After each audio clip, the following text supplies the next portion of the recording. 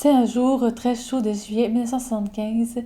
William Terrell, l'homme à tout faire d'un immeuble luxueux de Manhattan, reçoit une nouvelle fois une plainte concernant l'odeur du 10e étage.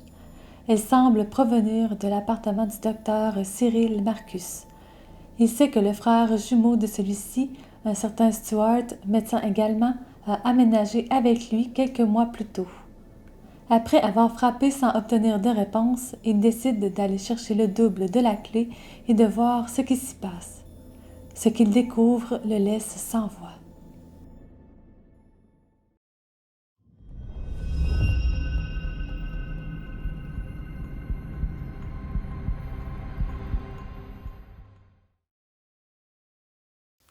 Bonjour tout le monde, bienvenue sur notre chaîne Les Jumelles Méli-Mélo. Aujourd'hui, l'histoire que nous allons vous raconter n'est pas une histoire de crime ou de meurtre, mais est tout aussi troublante. Nous avons pris nos informations principalement dans le livre Evil Twins de John Blatt, qui regroupe 12 histoires de jumeaux jumelles, et dont quelques-unes ont fait l'objet de nos vidéos précédentes. Deux jumeaux gynécologues qui ont eu un parcours vraiment exceptionnel en début de carrière sont retrouvés morts tous les deux dans l'appartement appartenant à l'un des deux jumeaux. Mais comment sont-ils arrivés là? Suivez-nous tout de suite dans leur histoire. Cyril et Stuart Marcus sont nés le 2 juin 1930. C'est Cyril qui est né en premier 2 minutes avant son frère.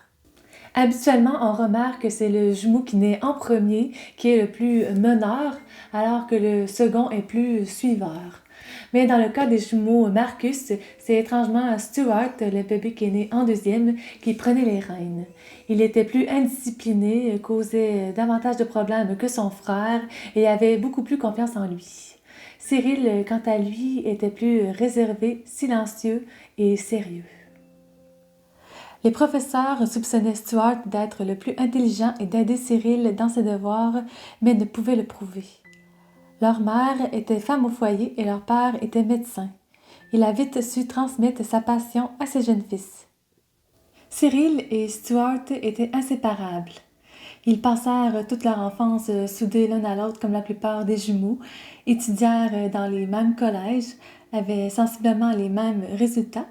Ils graduèrent d'ailleurs tous deux avec des honneurs et choisirent de se spécialiser en gynécologie. En 1950, ils semblaient destinés à une brillante carrière. Ils furent tous deux appelés à travailler pour l'hôpital de l'armée. On reconnut leur talent en les nommant chefs du département d'obstétrique et de gynécologie et tout de suite après l'armée, ils obtinrent un poste dans un prestigieux hôpital de New York. Mais durant toute cette période, disons entre 0 et 28 ans, c'est Stuart qui décidait et qui frayait un chemin pour lui et son frère. Cyril le suivait docilement et se reposait beaucoup sur Stuart. Il a même écrit dans le livre de John Blatt que c'est évidemment Stuart qui a perdu sa virginité en premier et qui, par amour pour son frère, lui permit de prendre sa place lors de son prochain rendez-vous afin que Cyril perde lui aussi sa virginité. Ce ne fut donc qu'à l'âge de 28 ans que Cyril prit la décision de prendre réellement sa place en acceptant un poste au New York Mount Sinai Hospital, poste qui le séparait de son frère. Stuart eut beaucoup de difficultés à digérer la nouvelle et partit travailler quant à lui à Stanford, dans le Connecticut. Les deux frères furent donc séparés pour la première fois.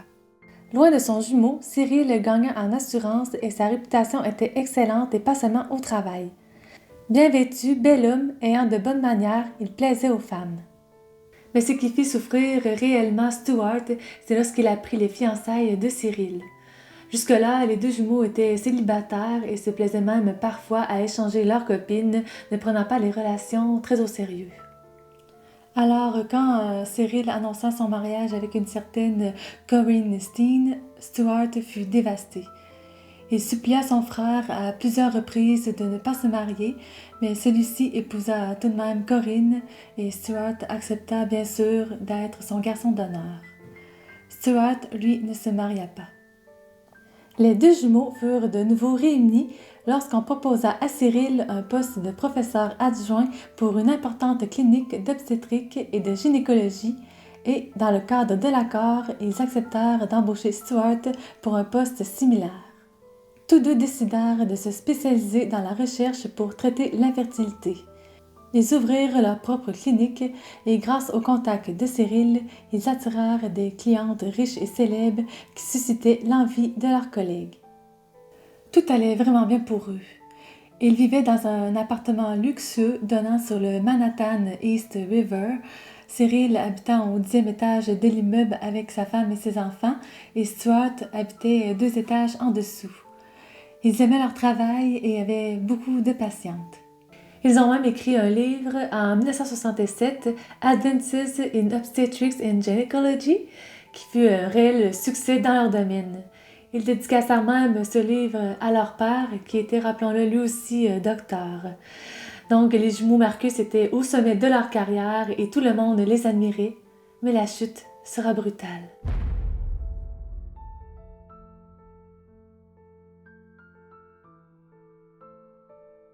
On disait d'eux qu'ils étaient plutôt froids, distants et même arrogants. Ils ne tissèrent pas de liens serrés avec leurs collègues et plusieurs de leurs patientes se plaignirent de leur attitude. Les jumeaux Marcus, comme tous les médecins d'ailleurs, travaillaient énormément. Stuart commença à développer d'importants mal de dos et commença à s'autoprescrire lui-même des antidouleurs. Cyril, quant à lui, ne passait pas beaucoup de temps à la maison et Corinne finit par demander le divorce et partit avec leurs 2 filles. Ce fut alors le début de la descente aux enfers pour le pauvre Cyril qui sombra dans une immense dépression. Pour alléger ses souffrances, il commença lui aussi à s'autoprescrire des antidouleurs, mais comme ce n'était pas suffisant, il prit aussi une amphétamine qui pouvait causer de l'euphorie et des barbituriques pour dormir la nuit. Il ne disait ni à ses amis ni à ses patientes qu'il était en instance de divorce, tout en essayant de se réconcilier avec Corinne, mais sans succès. Cyril augmenta les doses rapidement et son apparence était de plus en plus négligée. Le respecté docteur devint agressif et hurlait des insultes lorsque contrarié. Il pouvait changer de comportement rapidement. Il perdit du poids et refusait souvent de rentrer au travail, laissant encore plus de boulot pour Stuart qui prenait sa place auprès de ses patientes. Il arrivait régulièrement que l'un commence une examination et que l'autre la finisse. Stuart augmenta donc lui aussi sa dose de médicaments pour soulager ses douleurs. Les 2 médecins attiraient maintenant les regards, mais pas de la bonne façon cette fois. Stuart écrivit même à leur ancien éditeur pour lui promettre un second livre, mais 2 ans plus tard, lorsque le délai fut écoulé, celui-ci ne vit jamais le jour, ce qui créa une énorme frustration. Il était de plus en plus évident que les 2 frères prenaient des décisions importantes et opéraient sous influence. C'est grave. Écoutez bien ce qui suit car c'est vraiment terrifiant. Cyril, un jour, fut appelé pour une opération très importante et son état inquiéta ses collègues. Ses mains tremblaient, il suait, il peinait à tenir debout. Bref, c'était évident qu'il était sous l'influence de puissants médicaments. Et à un moment donné, même, durant la procédure, il enleva le masque servant à anesthésier la patiente pour le placer sur son propre visage. Les infirmières étaient terrifiées, le personnel était pétrifié. Ils réussirent tout de même à le maîtriser et à le persuader de ne pas opérer. Ce fut un autre médecin qui fut appelé pour le remplacer et cet autre médecin fut évidemment Stuart. Donc Stuart se présenta dans la salle d'opération et il était dans le même état que son frère. Vraiment, ça n'a aucun sens. Cyril fit évidemment une première overdose. Il fut retrouvé inconscient dans son appartement par son frère Stuart, qui disait seulement qu'il était malade. Vraiment, les 2 frères vivaient dans le déni et refusaient de voir la vérité en face. We can't let anyone know about the drugs. Oh, I know. Parlons maintenant de Stuart. Il fut un jour appelé en urgence pour la fausse couche de la femme d'un journaliste très connu à New York. La pauvre était à 4 mois de grossesse et était en pleine hémorragie, donc elle saignait abondamment.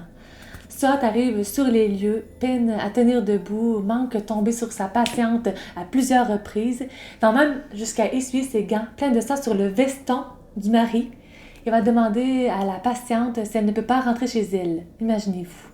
Le mari va alors péter les plombs, va demander à Stuart de sortir de la salle d'opération et va demander à avoir un autre médecin.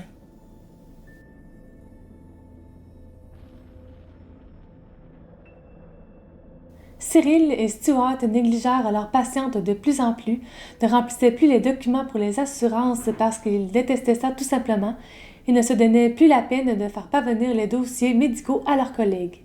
Des tests d'urine restaient dans les frigos sans jamais être testés. Bref, c'était l'enfer au bureau. Il se présentait de moins en moins souvent au travail, se terrant dans l'appartement de Cyril en mangeant des dîners surgelés et en buvant des sodas.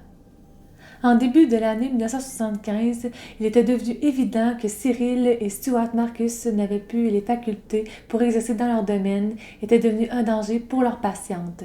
On leur donna toutefois un ultimatum, soit ils se reprenaient en main, soit ils se retiraient.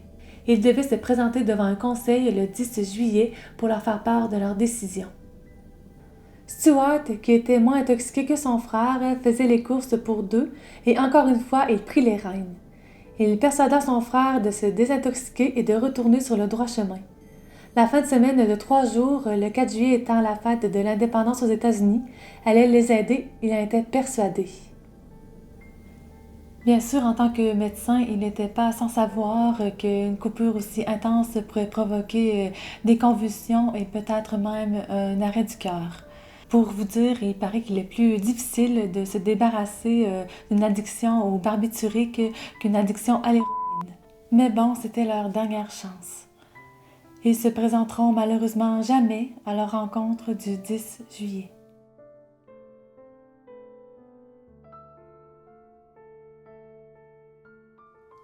On ne peut pas dire qui est mort avant qui car les versions changent d'une source à l'autre, mais les deux frères furent retrouvés tous les deux morts dans l'appartement de Cyril par l'homme à tout faire de l'immeuble le 17 juillet 1975. Stuart fut retrouvé nu sur le sol alors que Cyril, lui, fut retrouvé sur le grand lit double habillé d'un short. Dans certaines versions, ils étaient dans la même pièce et dans d'autres, ils étaient dans 2 pièces séparées. Bref, on ne sait pas laquelle version est la bonne, mais ce qu'on sait, c'est que les 2 jumeaux n'ont pas ingurgité de barbiturique dans les jours précédant leur mort. Les policiers ont d'abord cru à un pacte de suicide, mais n'ont trouvé aucune note dans l'appartement. Ils n'avaient également aucune trace d'infraction ou de violence sur leur corps. Ils avaient 45 ans.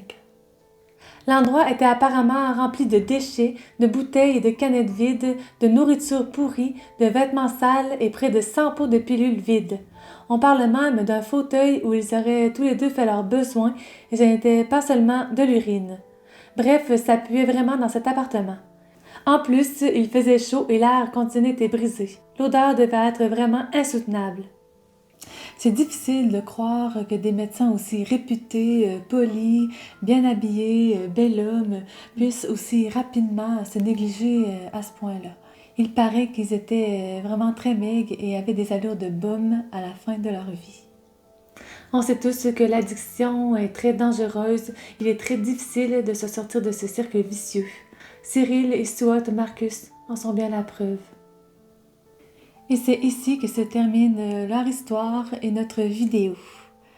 Sachez qu'en 1977, soit 2 ans après leur mort, un livre a été écrit et inspiré par eux, Twins de Barry Wood et de Jack Gilliland.